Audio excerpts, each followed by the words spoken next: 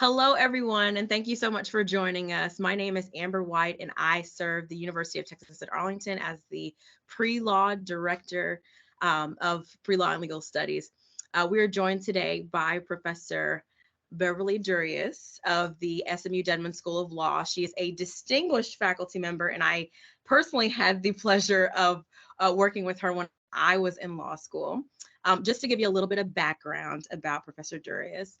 She served as a judicial clerk intern for Chief Judge William Stewart for the U.S. District Court for Southern District of Iowa. And following graduation from Drake Law School, she worked in civil litigation at Gardner and Wynn LLP in Dallas, and was a shareholder at Chapman Reese PC. She has taught civil procedure, she's taught evidence, she's taught legal research and writing, all at the Drake University School of Law. And she's also teaching currently legal research and writing as well for the SMU Dedman School of Law. She served as senior counsel and the chair of the ecclesiastical section of White and Wiggins LLP. And she's done that since 1994 as a consultant, and is also the founder and president of Catalasco Ministries International. Wow. Thank you so much for joining us. Thank you. Thank you so much. It's a pleasure to be here. And thank you for that long introduction. Sometimes I wonder who's being talked about. So the only thing you need to remember is that you can call me Prof D. That makes it a little easier, and that I love my students. All of that was just preparation to get me where I am so that I can do what I love the best. I love it. Okay, I'll call you Prof D. I've got you. All right. Well, share with us a little bit about what you are currently doing for SMU Dedman School of Law and how long you've been at this institution. Okay, well, actually, I've been at this fine institution for 23 years, if you can believe that. And I'm currently teaching 2 sections of legal writing. And I also co-teach a federal judicial externship seminar. Fish, who is the senior judge in the Northern District of Texas. And so he's a federal judge. And we've been doing that together now for 10 years. And it's a wonderful class that prepares students to be externs for federal judges. And so right now, this semester, I think I have 23 students. They're all placed in a variety of locations in the Northern District as well as the Eastern District of Texas. Excellent. I am intrigued, and I'm sure our viewers are also intrigued by what does a student have to do to become a part of an externship program like that? And the way we have it set up at SMU, there is an interview process. So the students all send like it's a collective application to the judges that are presenting, or excuse me, the judges that are participating in our program. And then the judges will do callbacks. And if the students are selected, then the registrar enrolls them in my class. And so the purpose of my class is we meet for 9 sessions. And it gives the students an opportunity to be what I call chambers ready. I teach them about how judicial writing differs from legal writing that they learn as a 1L. They learn all of the ethics that go with being an extern for a clerk, for a judge. And it's actually, they're like a law clerk for the judge. And so they have to learn the different types of writings, how to contribute to a legal opinion or an order and things like that. And so I do the classroom component, and then they go down to their various appointments and actually work in chambers. That sounds really cool. I personally, when I was in law school, I worked full time. I did not know of all the wonderful things that I was missing. I advise my students all the time, if you can avoid it, don't work in law school so that you can take part in externships and clinics and all the beautiful things that law school has to offer. So I'm so glad to see that most of those traditions are still continuing and that students can take part in those things. Now, you mentioned legal research and writing. We're going to spend a little bit of time talking about that in a moment, but I would actually love to know what you love most about what you do as a law school professor. And the thing I love most is being able to invest in students. because we see some of the brightest students coming through. And I believe I'm also a person of faith. I'm bivocational, so I'm a ordained minister also. But the way that I look at my job, I think that God has me here for a reason. And I love investing in the future. So I'm helping to formulate some of the best legal minds that will be out there for the future, making an impact. And that's really what keeps me going and what keeps me commuting all the way to Yeah. SMU Yeah. day in and day out. And so it's really for the students. Oh, excellent. Excellent. And, when it comes to making an impact, I don't think that there is any higher calling than education in any form, in all of its forms, educating the future generation. So, uh, for the students out there that are thinking, I'm not sure what I want to be, but hearing you talk about your passions for teaching law is actually inspiring me to become a law school professor. Uh, if they were to ask you, is it possible for me to become a law school professor, and what would I need to do now to start down that pathway? What would you tell them? And one of the best things that you can do is to distinguish yourself while you're in law school. Just like you said, maybe you didn't take advantage of all the things that you could have, but to learn to write well when they're in law school, to do things like be on a law journal, to do like we're encouraging our students to work for judges, all of those things tend to indicate that you might be a person who's groomed for academia because, of course, the best teachers were the best students. You don't have to be a perfect student, but sometimes when you are a learner, then you can reproduce that in other people. If you love to learn, well, then normally you love to teach, and you can help people to catch the vision of whatever the subject matter is. Another thing that you can do is to just put yourself or avail yourself to the market. There are conferences where law schools actually actively seek out and recruit law professionals to come into academia. And so you can actually tap into that network, or it could be by happenstance. The way that I got involved was one day my phone rang, and it was my old dean back at Drake Law. And he just said, would you be interested in coming back to teach? You were always a stellar student. And I thought, well, I'll do it if I can negotiate a leave of absence. And back then at Gardner Wynn, they had never had an associate with the audacity to ask for a leave of absence. But, I was a I believe trailblazer. that. And so I asked for one and they granted it. I was on track to be partner. So I did come back, but I did go to teach. And then the opportunity at SMU was almost very similar. I was one afternoon, back when newspapers were still in print. I flipped over the Texas Lawyer and I saw an advertisement for a legal writing professor. And I thought, that's interesting. And so I picked up the phone and I called. And this is a true story. It was 15 minutes before the deadline. And I talked to one of my colleagues now, and he was on the hiring committee, and he said, well, could you get us a resume by 4 p.m.? I said, yeah, I could do that. This was at 3:45. I'm at work. I didn't have a resume on my work computer. So I put Yes. something together. Back in those days, we faxed things. I faxed it over. And 23 years later, here, I'm still here. So sometimes I believe Wow. doors will present themselves as open opportunities. And I tell students all the time, just like we can have more lawyers. People always say, we have too many lawyers. I say, no, there's always room for a good lawyer. Likewise, there's always room for a good law professor, and especially those who are going to add diversity to the classroom, because we need to be on both sides of the podium as students, as well as those who are imparting all of the tenets that they're learning about the law. I love that. Talk about providence. I mean, and you also hit on something that I've believed my entire life, which is fortune favors the prepared. You were placed in these positions because you were prepared to take seats. So I love that. I love that.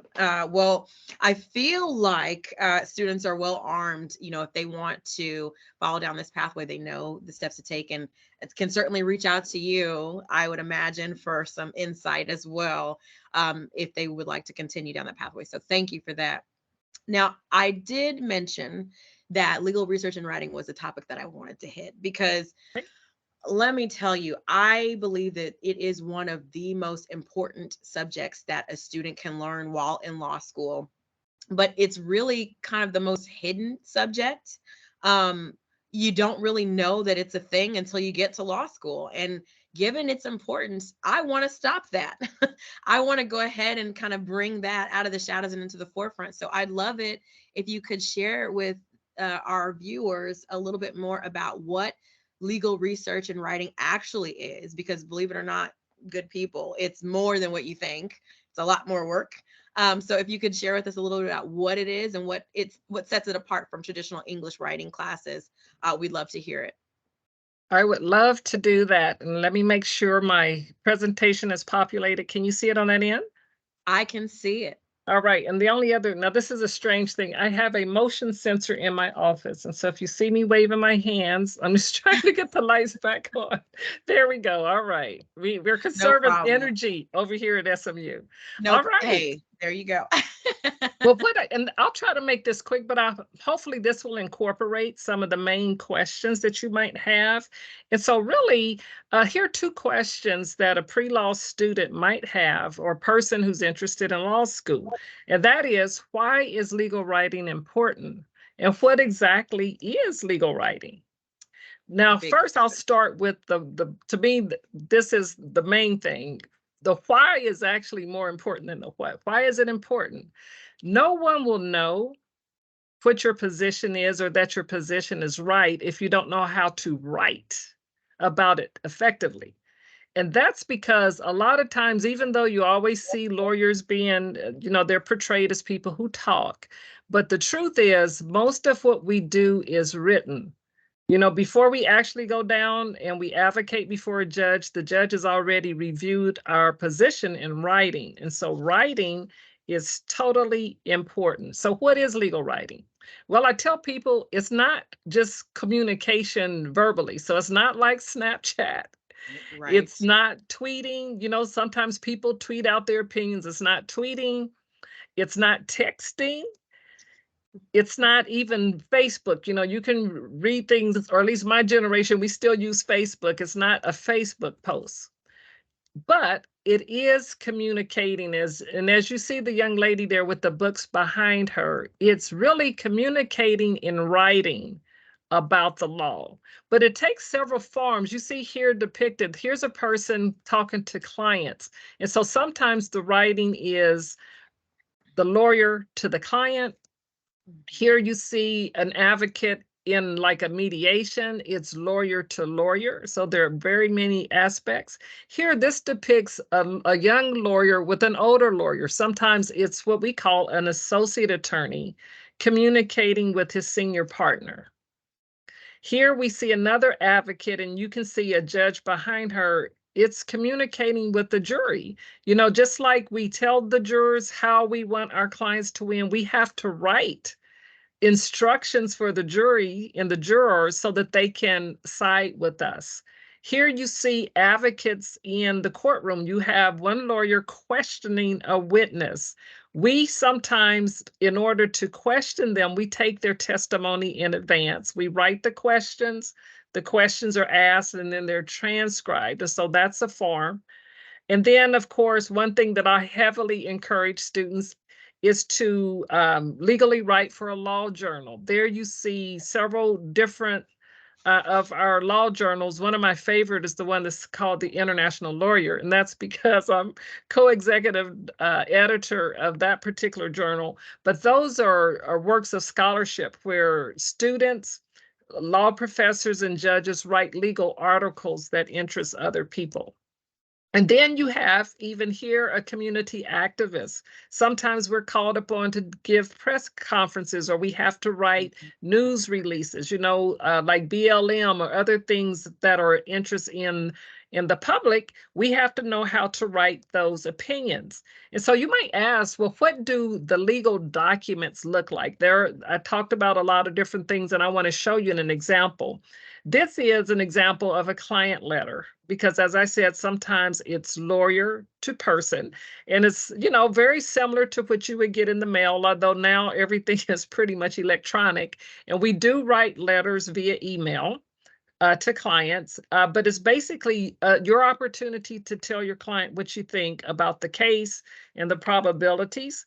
Then we have demand letters. That's where a lawyer represents another person and you tell the person that you're going to sue exactly what you want and what they should do to avoid a lawsuit. And so we do demand letters. We do what we Demand call, letters are my favorite, I have to say. That's the put the fear of the Lord in you letter. oh I love yes. that one. I Oh love that. yes, you send it certified and make them sign for it. Oh yeah, you wanna shake the rattle the cage.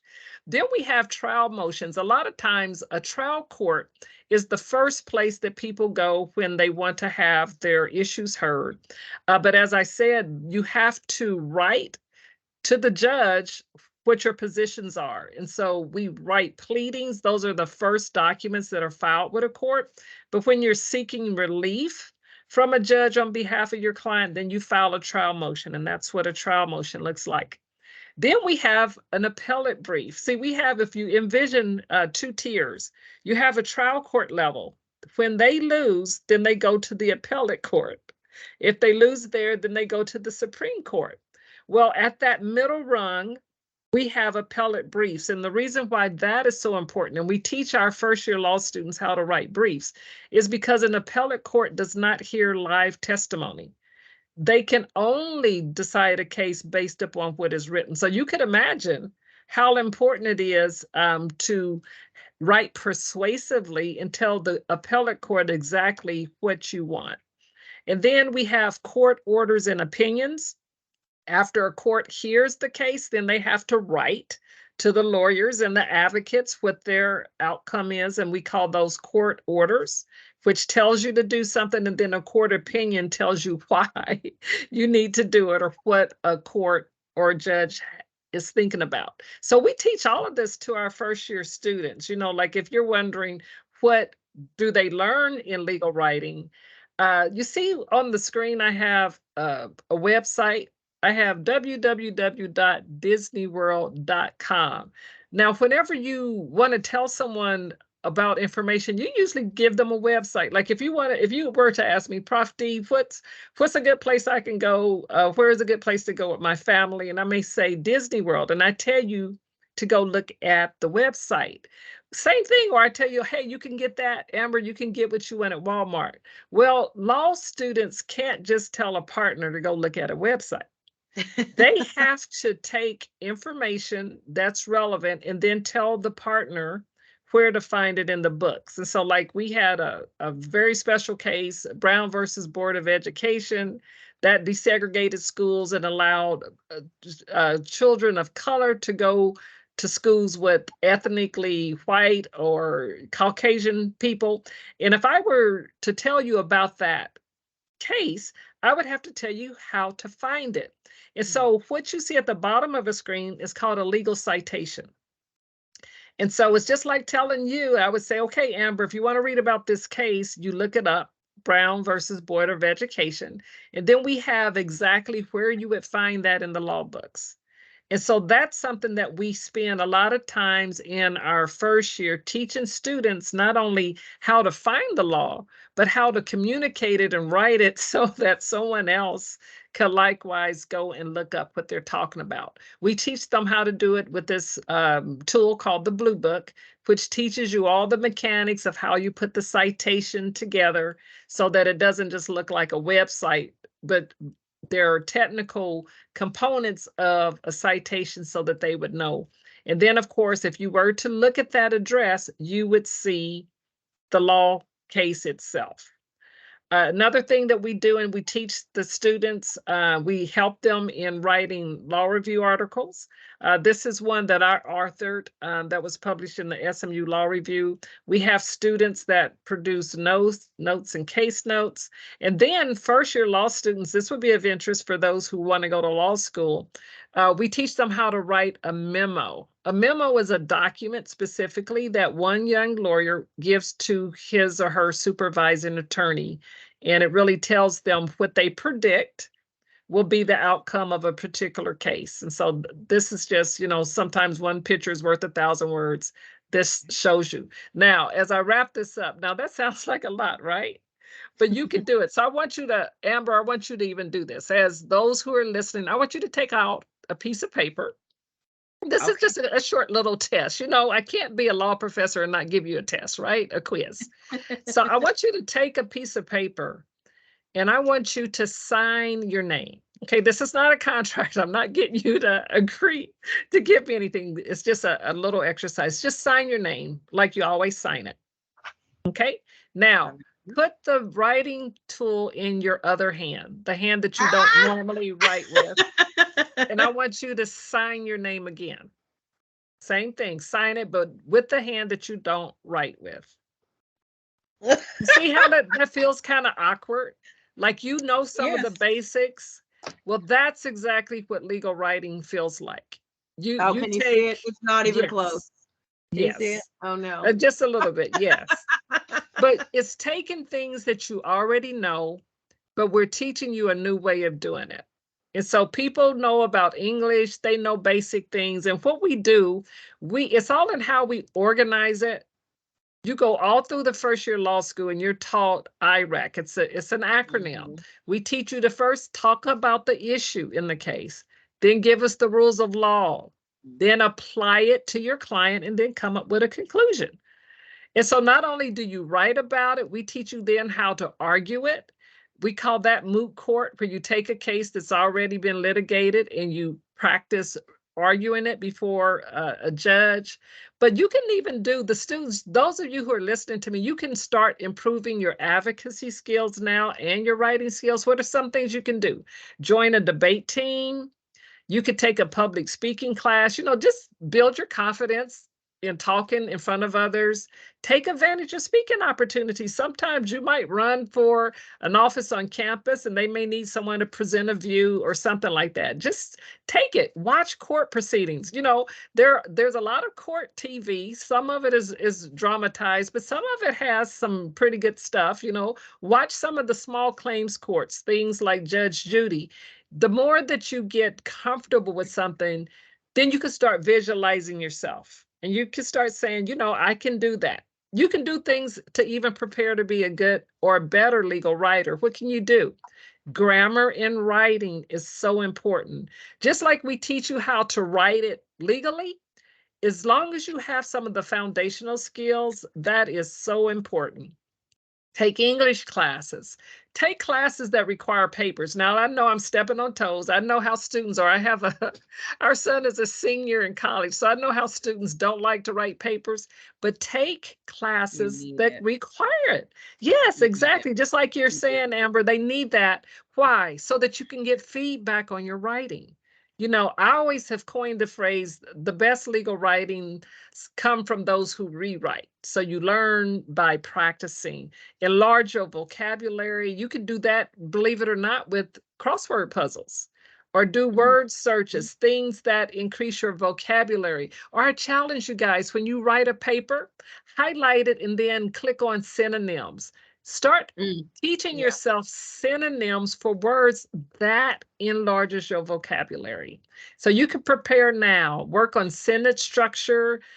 Basically, we used to say back in the day, use the King's English, not Ebonics. Good subject verb agreement, basic things like that are very helpful. And read a variety of things. You don't have to read about the law. But do you know that readers are leaders and know a lot about a lot of different things? Because as a lawyer, you can come into contact with a lot of different people. And if you have a broad base, you'll just be able to connect with people so much. And so learn to outline, students. When you outline, it forces you to organize your thoughts, to keep in that which is valuable and get rid of all the chaff. So learn how to organize. And now look at what I have on the screen, and then I'm going to wrap up this section on legal writing. Now, this could be like a paper someone turns in. It says, add melted butter if desired and enjoy. Fill in the pitcher with 1/4 cup of hot water. Put in 1/2 cup of sugar. Stir it again. Pop it for 1 minute and 30 seconds on high. You can keep reading that and say, what in the world? Now, it looks like a recipe, but it's not organized. So if I come into your kitchen and I give you this, you won't know what in the world. So this is the same thing to be a good legal writer, what do? Start outlining your thoughts. I like to say, picture an umbrella. Whatever the umbrella is your topic, and then you put under that umbrella what goes with that topic. So if I put up 2 umbrellas and a topic sentence or a caption, now you see I'm talking about how to make Kool-Aid, okay? Part of that. Oh, with butter? Oh, no. The other is how to make microwave popcorn. So add Okay. melted butter. So you see what I have? I have things jumbled up. Sometimes this I is how see. college students write. They have Oh, all this you're right. information, but they jumble it. But if you learn to organize, you divide and conquer. So what Yeah, do? I highlight the things that are similar. All of the things I've highlighted now go with making Kool-Aid. The great. rest of the Yes. stuff goes with making popcorn.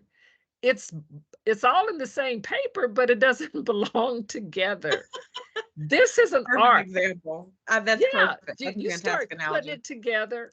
But if you learn about that now, you'll be so far ahead of the game. And don't just take my word for it. I have one resource I'd like to encourage your listeners to get, and it's called Lessons from Successful African American Lawyers.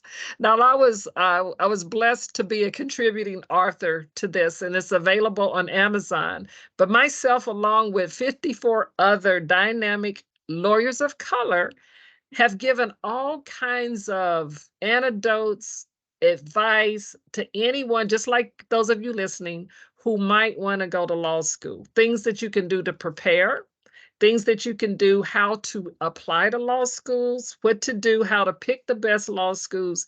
And so it's all in there. And I like to share that with people. It's available on Amazon, but it's a really I love good resource, a really good resource, so that you can see it's not just me saying it, but others. Because here's the thing, and I always say, you need to be able to duplicate yourself. When Yes. doors open and you make it, you need to reach back. Because, see, I'm standing on the shoulders of a lot of people who encourage me, who push me along. And now that I'm here, I want to reach back and encourage others to do exactly what I have done or greater, and to be where I am or to do better things. And so that's it. I just kind of prepared that, but just picture yourself. Picture yourself in the courtroom. Picture yourself in the law library. Because others have done it, you can do it. Okay? And so that's all I would say. My last phrase, the art of writing is rewriting. And so legal writing. And why do I emphasize that the most? That's the foundation of law school, and it's the foundation of It is. the practice of law. It Okay? is. I love this. Well, thank you. Thank you for Well, this. you're welcome. You're Gosh, the welcome. presentation was fantastic. I feel like it pretty much answered any questions that they have. I'm gonna I'm gonna tell you, when you started talking about the recipe, and the first thing was add 2 scoops of butter. This is cool. You're like, what in the Sorry, world? but that was such a perfect analogy. I also love the reference to the use of websites and website Yes. URLs in comparison to how to use Blue Book citations.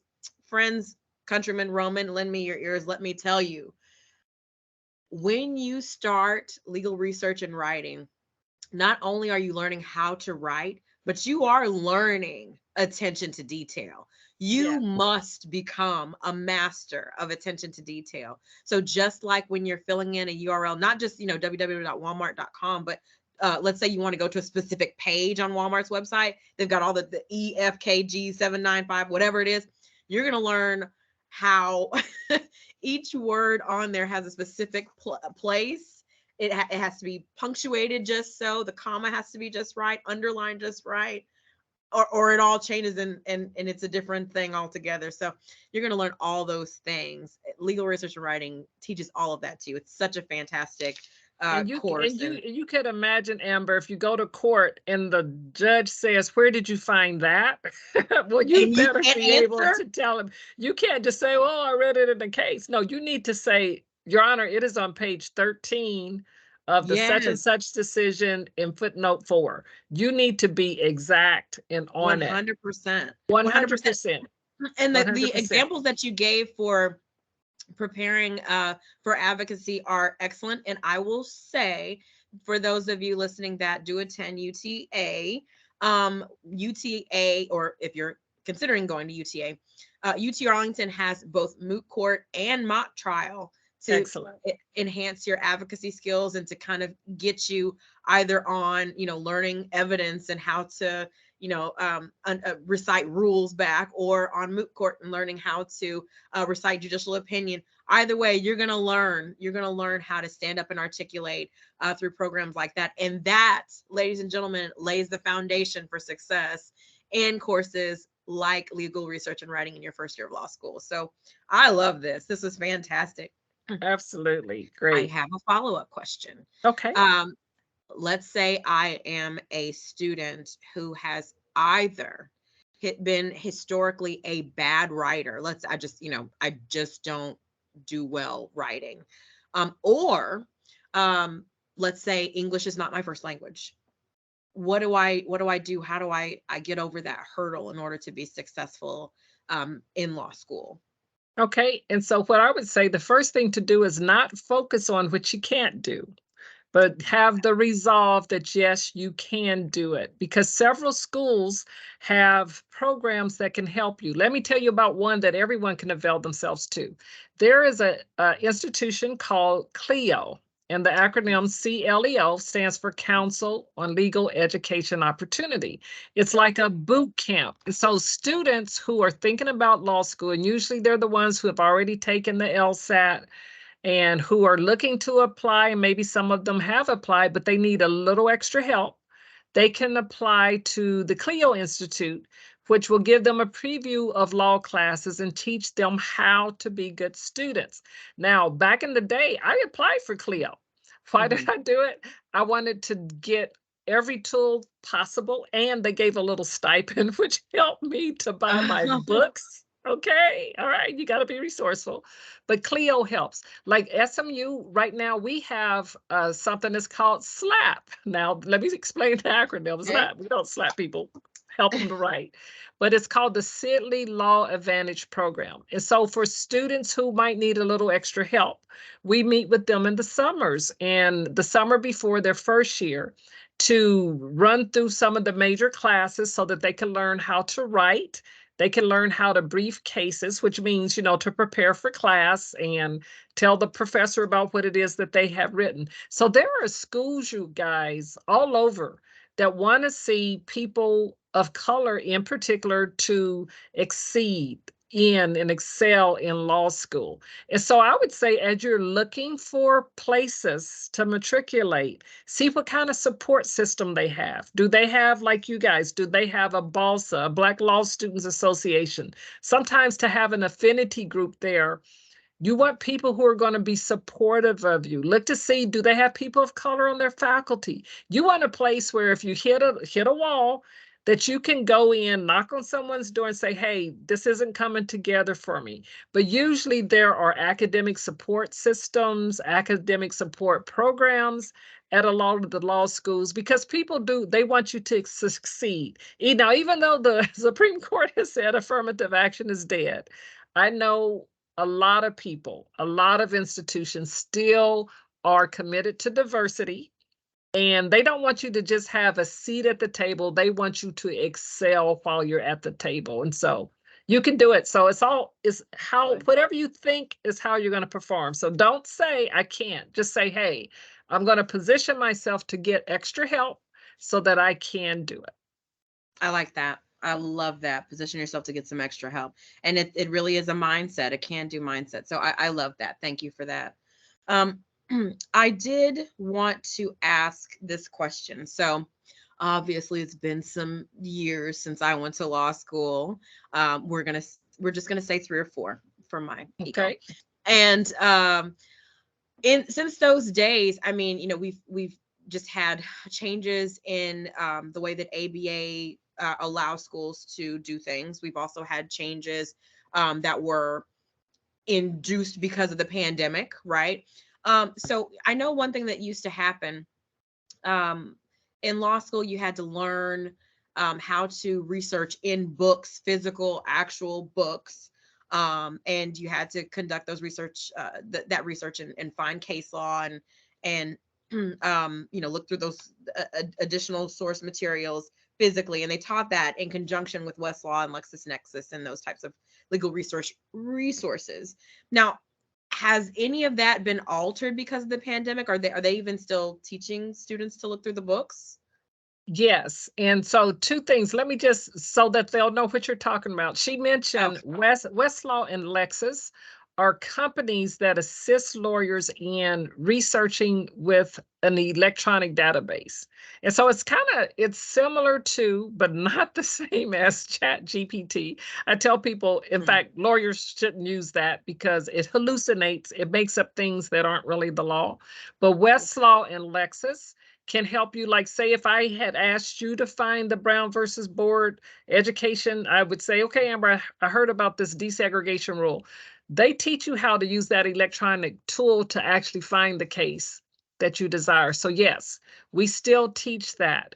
We also, at least here at SMU and most law schools do also, we teach the students how to use the hard books. Why? Electronics will fail you sometimes. What if Yes. you're in a little town and there is no internet, but yet you're in the middle of a trial? You need to go to the law library and be able to look in the hardbound books to find what you're looking for. So, yes, we teach both, as do most law schools, how to research in the books, but also how to use your electronic tools. Excellent. Good to know. So, for those of you that don't spend time currently at the UTA libraries, go ahead and get back started with it, because you are going to be literally hitting the books when you get ready to go to law school. So, that is something that is still done. So, that's good to know. Now, you mentioned a resource called SLAP, Sidley Law, and I wrote it down, the Sidley Law Advisory Program. Advantage program. Advantage Yes. program. Can't read my own writing. And this is open to all incoming law students, or is it open to just minorities or first gen? Who could take advantage of this program? Now for Sidley, that's something that they're doing in conjunction with SMU, but it's for first geners. It's for people who are brown, black, Asian. If you think or if you identify with an ethnic minority, then you're invited to come. It's designed also for people who may not have scored as high on the LSAT. And so Mm, sometimes, law schools don't always just only admit the best students. They look at the person's background to see, now, will this person make a meaningful contribution to the practice of law? Because sometimes if you're a first generation, it could just be that you've never had exposure to higher education. And so it's a way for a law school to take a gamble, if you will, with someone who might be a little at risk, but it helps to level the playing field. Sometimes all people need is exposure. And once yeah. they have exposure, then there's no disparity. Then they're at the same level so that by the time classes actually start, when the gun shoots and everyone's off to the races, well, then they have an opportunity to keep up and to produce just as well as the other students. Okay. Excellent. And I think I recall a similar program called ASAP. Maybe it was called Yes. Uh-huh. ASAP. Is It's it it's similar? Okay.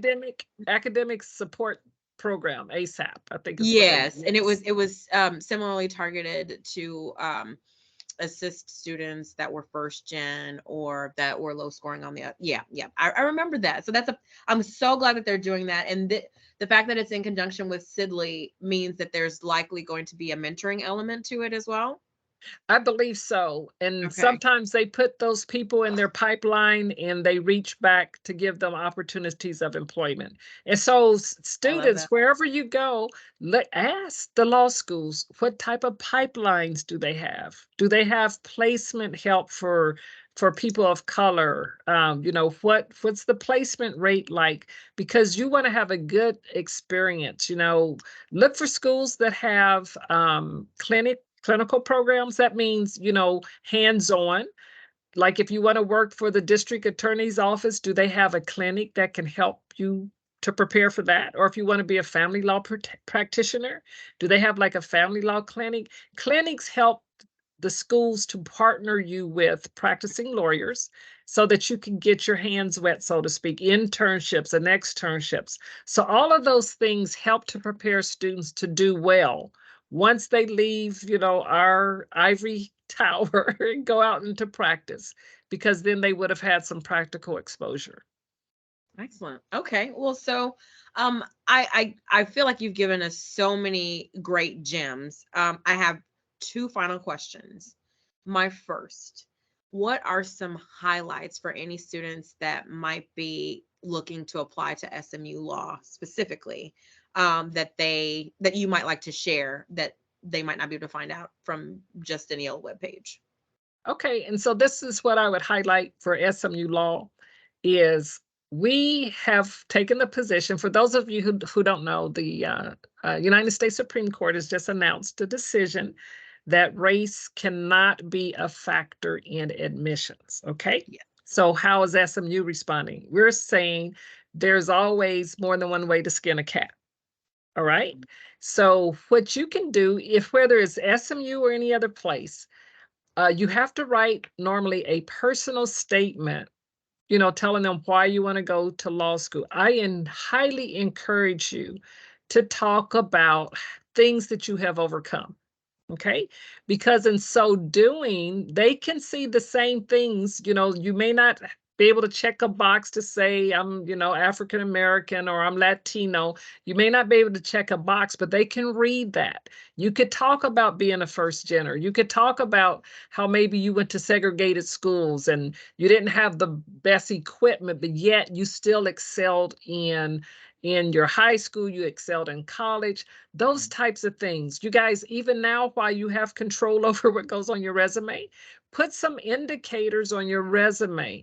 You know, continue to be involved in pre-law, or if there's a Black Students Association, have some ethnicity things, identifiers on your resume so that people can see who it is that you are.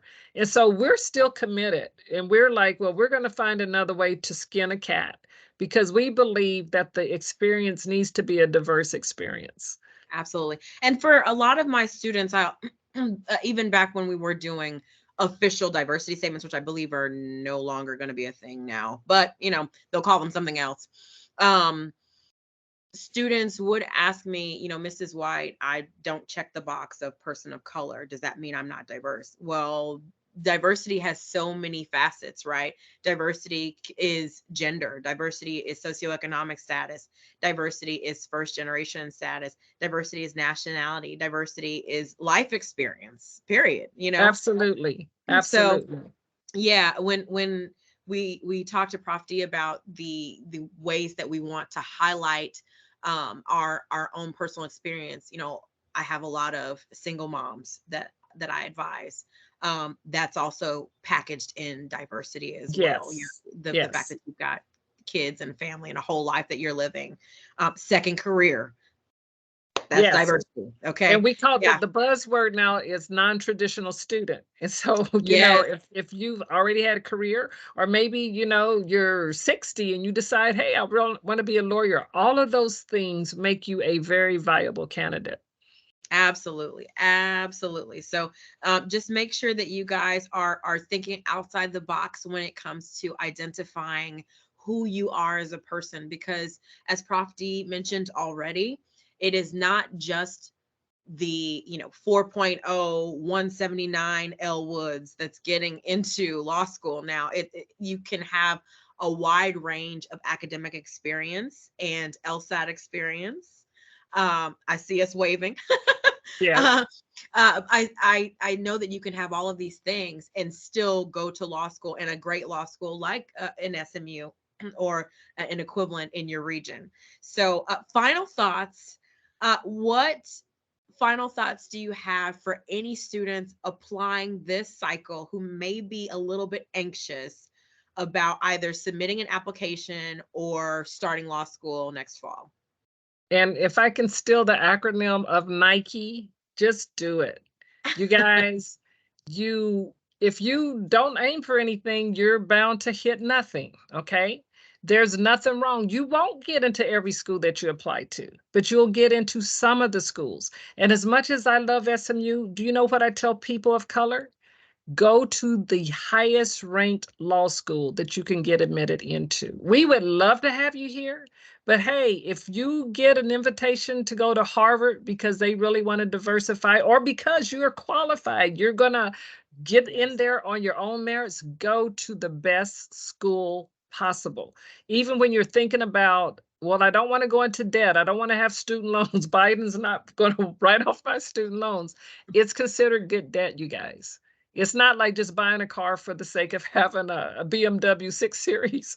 Invest in yourself and you will get a return on your investment. And so I would encourage you. I'm so excited because the very fact that you're listening to this means that you probably have a very bright future ahead of you because you're planning now. And so go for it. If I can ever be of assistance, I have students from all over, not just SMU, that call me because I love to talk, as you can see, but I love to encourage. I'm kind of like, I consider myself a midwife. I like to help you give birth to the vision that's within you. And that's all you need. You just need someone to help to nurture you and to get you on the right path. But I would say congratulations, because it looks like you're taking at least one of the very first steps.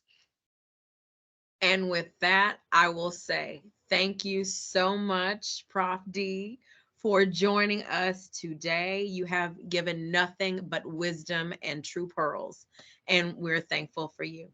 Well, I'm thankful for the opportunity. And yes, you were one of our faves around here. So yes, it's so good to see you again. Okay. Good to see you. All right, everyone. You all have a fantastic rest of your week, wherever you are and whatever you're doing. And until next time, bye-bye. Bye-bye.